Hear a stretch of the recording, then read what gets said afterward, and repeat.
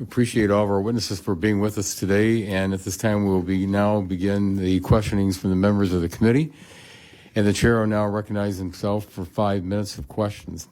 Mr. Leggett, Mr. Spellmeyer, and Mr. Gandler, if I could ask if you could make maybe just a brief statement or answer on this for about 30 seconds each. The media marketplace has experienced significant changes since the passage of the Cable Act of 1992. Local broadcast TV and cable are required to operate in a regulated environment while now competing against streaming services which remain unregulated. If these laws don't change in the next 2 to 5 years, looking over the horizon, what's the outlook for your industry? Thank you for the question. The outlook for the industry isn't a positive one. You know, broadcasters are competing with these unregulated streaming services for audience, advertising dollars, and content rights. And as big tech especially has thrown its weight into this space, advertising dollars are being gobbled up in local markets. Consumers are cutting the cord for a litany of reasons, but reducing retransmission consent fees from traditional pay TV outlets. And all of that means less revenue for local stations to put into local news and information, absent some ownership reforms and absent the FCC looking at the impact of the virtual MVPDs on this marketplace. Thank you. Ms. Spellmeyer? So from my member's perspective, I think I've outlined it pretty well in my written and my oral testimony. If something doesn't change in the next few years, we do face a real reckoning for consumers and for the industry. As I said, my members saw this coming, have started to migrate away from a primary focus on video delivery to a broadband delivery. And that broadband delivery has opened up the ability for competition, both for broadband service and the over-the-top services that are flourishing. Thank you. Mr. Gandler? Yes, thank you. I'd just like to state that I certainly empathize with all of my colleagues here. I worked at a local television station in the great state of Texas in San Antonio, DMA number 7, Hispanic, DMA number 35, general market. And so I understand the problem, but if you look at Fubo, for instance, with respect to retrans fees, our sub base has been growing by between 20 and 40% per year. So the amount of money that we're generating on retrans is growing quite rapidly. At the same time, as being one of the smallest players in the country, we're also paying a pretty significant escalator over the last, call it 6 or 7 years. So when you couple the massive growth rate with the escalators that we're paying and the amount of the number of stations that we carry, which right now is over 800 plus, and as I mentioned in my opening comments, over 99% coverage across the United States with one blackout that happened earlier this year, I think we've done a pretty good job driving revenue. The last thing I'll say as it relates to local news, it's very important to identify the fact that a lot of the programming that we're talking about here is owned by national broadcasters. And so the local news component is quite different and is available on tens of millions, almost 100 million plus devices at this point in time, where you can access any of the news channels across any of the major sticks or connected TVs. So I think from that perspective, we've done a really good job ensuring that we have viewpoint diversity and have access to as many channels as possible across the United States. Thank you. Mr. Leggett, broadcast stations are currently prohibited from reaching more than 39% of U.S. households, while streaming services can reach any household with a broadband connection. Do the current laws and regulations, such as those on media ownership, provide an equitable playing field for the media marketplace today? No, they absolutely don't. We've seen the tremendous disruption posed by the big tech companies on the advertising marketplace. The newspapers are the most prolific example of that. The tremendous dominance in the advertising marketplace of big tech has effectively destroyed the newspaper industry.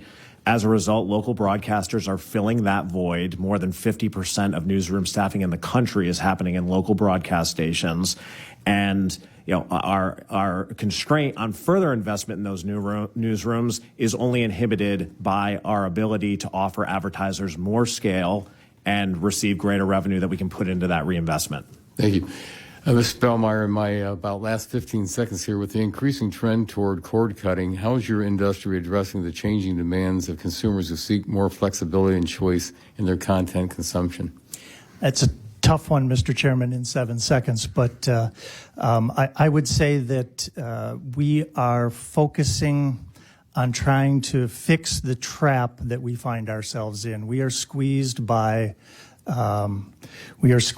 prices for programming and content that continues to rise, and we have no alternative other than to pass it along, go out of business, or I've lost my third one. I apologize. It's pass it along, it's go out of business, or it's black them out, and nobody wants blackouts. So my apologies. Well, thank you very much. And my time has expired, and I will submit my final questions for our witnesses to answer. And at this time, the chair now recognizes the gentlelady from California, the ranking member of the subcommittee, for 5 minutes. Thank you very much, Mr. Chairman. We're on the heels of one of the largest television blackouts in recent memory between Disney and Charter. Mr. Schwantes, you laid out your argument about the regulatory explanations for blackouts in your testimony, but we also know there are other factors at play. Mr. Schwantes, do you believe changing market dynamics have a role to play in the increasingly regular television blackouts, and if so, how? The short answer is yes. I think we've seen an increase in blackouts for some of the reasons some of the other witnesses have pointed out. I mean, local broadcasters have lost advertising to big tech. That is well documented. But a regulatory structure exists in the 92 Cable Act. We'll hear a lot about it today, called retransmission consent, where cable companies are obligated to carry these local channels. So there's a lot of leverage with the broadcasters to extract, and I don't blame them, as much as they can out of cable companies to put them on the air. Are they increasing for that reason because they need more money? Maybe. But I do know that these, as Grant just pointed out, these fees, these increased retransmission consent fees are passed on to consumers. Now, we will quibble with how they are passed on in the form of junk fees called the broadcast TV fee, which in some markets are more than $20 a month. And they're not in the advertised price. Sure. And that's killing consumers. But I would say between the two, blackouts are even worse. Okay, thank you. Mr. Leggett, I'm so thrilled to see your testimony describes the many accomplishments, particularly of KCRA in Sacramento. As a longtime viewer myself, I think the pioneering local journalism they're doing on behalf of the Sacramento region sets a national standard for excellence and public service. During wildfires, elections, and everything in between, they're working hard to keep Sacramento informed. Mr. Leggett, we're all excited about the many video options consumers have today, but can you talk about the role free, local, over-the-air television and radio stations play in promoting equitable access to information? Thank you for the question.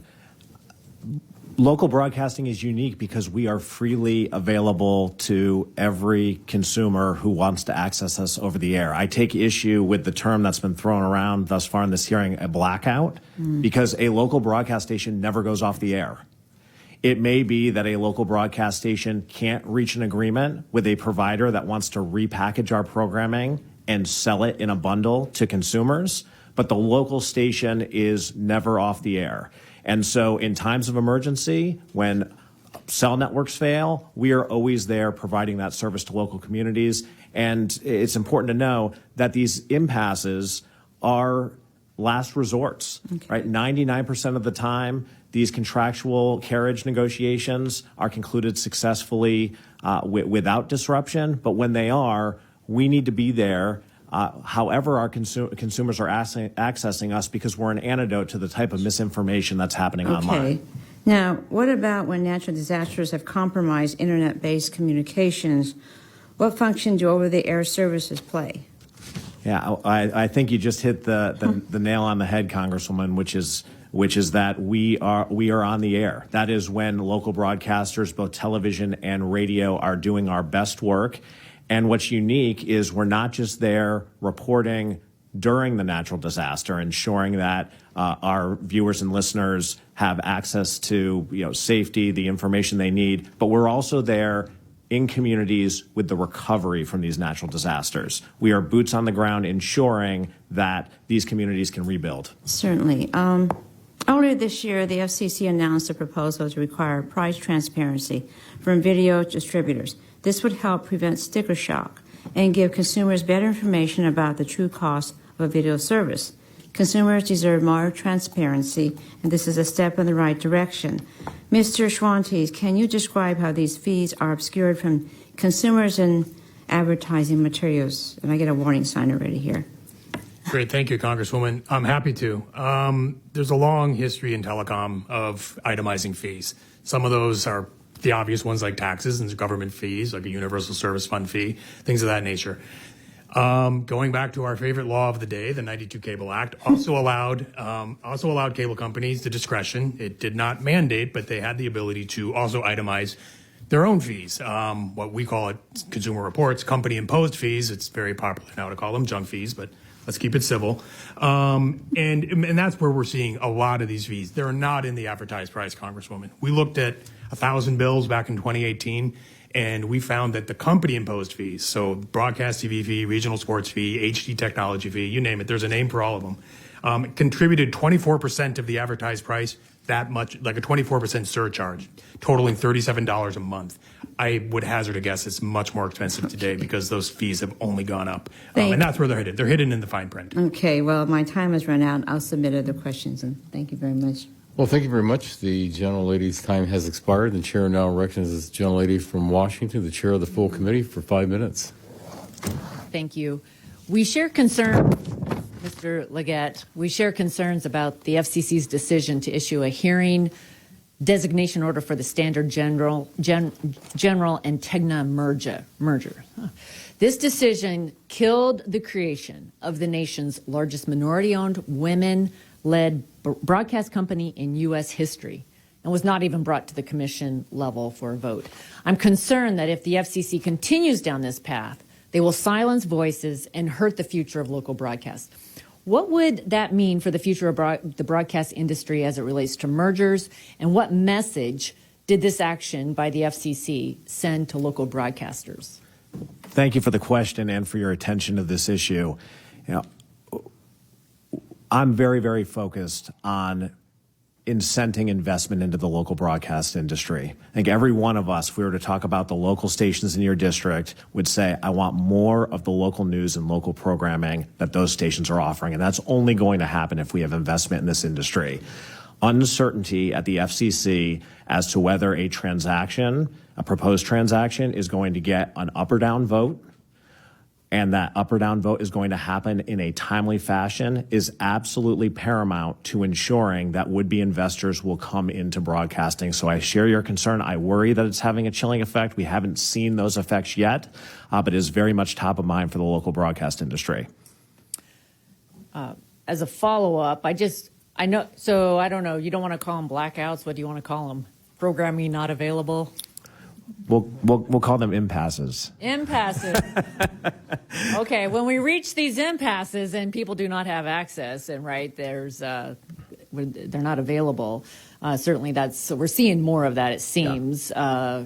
Even you're hearing it today. Certain broadcast stations on cable programming. This weekend, it was local Spokane station where we did not have access to important news updates, and as I mentioned, the Seahawks football game on Sunday. So wanted to ask you and Mr. Spellmeyer if you would just walk us through the retransmission consent negotiation process from broadcast and cable perspective, respectively, and what's the biggest challenges in reaching a deal? Yeah, I think it's important to underscore that in the vast majority of these negotiations, they are resolved without any impact on viewers. And it is a worst-case scenario for all parties if a viewer is impacted, because obviously we are in the business of reaching viewers. But look, we've talked about all the competition in the marketplace, and it is absolutely paramount that local broadcasters have the ability to reinvest in local programming. Our retransmission consent revenues are a big part of that. At times this is cast as behemoths against small guys, one side or the other. Certainly, Mr. Spellmeyer, I have a lot of sympathy for his smaller members, but your local Fox station is a great example. It is oftentimes also small broadcasters going up against a large cable provider. So these things are not easy, but the negotiations ensure that local broadcasters can reinvest in their programming? So from my members' perspective, there's an absolute need to fix this going forward. It's a product of the law that allows these blackouts to come into place. Mr. Leggett is correct that the vast majority of our negotiations are resolved without a blackout, and that's because my members roll over and accept the prices demanded by the broadcasters. It's what drives the fees that you see in my testimony. And we really can't continue to do this and hope to have my members continue to serve as video providers. And the more important thing, I don't want this to be a retrans hearing. This shouldn't be all about retrans. There's so many issues that we're stuck with it now, and I'd love to have Congress fix it. Okay. But we've got regulatory overhang that we need to deal I with. want to get one more question, Mr. Gandler, because Fubo is a streaming platform offering TV, sports, and local broadcast content. And would you just speak briefly to how that has worked with the broadcasters to carry that local content on your? Yes, thank you. We carry over 800 plus local TV stations. It makes our negotiation with the broadcasters very easy. We've been ensuring that we don't go into blackout. But I will read you one quote from Mr. Tom Carter, who is the former president and chief operating officer of Nexstar. And this is as of March 7th. We are in a dispute with CBS right now over the Fubo situation, Tom Carter said during a Morgan Stanley hosted investor conference. But keep in mind that virtual MVPDs contribute less than 10% of our distribution revenue, and our distribution revenue is about half of our total revenue. And Fubo is the smallest virtual MVPD we deal with. So we're talking about a relatively minor amount of money, quite honestly, to both us and CBS. So it's kind of easy to pick Fubo as a fight to have. So my point here is that it's very difficult to negotiate with local broadcasters because they don't own the Seahawks content. That is owned by the broadcaster, and the retrans fees that are paid, they're quite significant, number one. Number two, if you look at the history of these local station groups, they basically have been using retrans to invest outside of local programming. If you note, Nexstar has acquired the CW network, which is not about local programming. It's about syndicated content. So, I don't think it really is a last resort, as you can see from this quote. So we're very happy with the current way the model works. And, we've been very transparent with consumers. We don't have junk fees. We do have an RSN fee because we're a sports-first platform. But I think it works well because people get a free trial, which you don't get in cable. Then we send out a reminder to customers a week before, and so this has been working quite well. Thank you very much. My time has expired. Thank you, Mr. Chairman.